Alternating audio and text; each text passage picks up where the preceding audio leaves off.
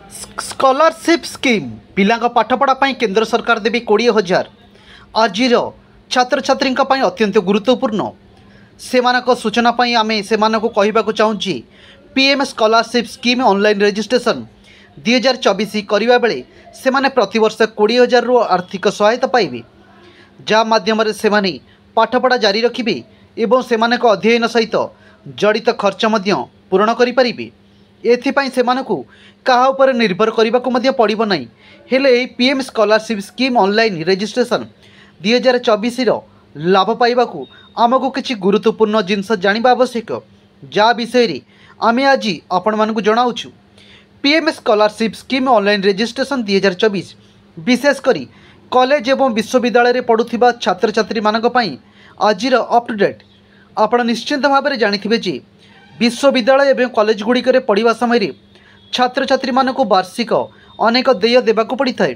किंतु सरकार एभली व्यवस्था करिसेंति जे सेमाने सहजरे समानक फीस ठीक समय दे पारिबे। एथिपाई प्रधानमंत्री स्कॉलरशिप योजना आरंभ होईछि। छात्र छात्री माने सेमानकर वार्षिक कॉलेज फीस पई एही छात्रवृत्ति व्यवहार करि पारिबे।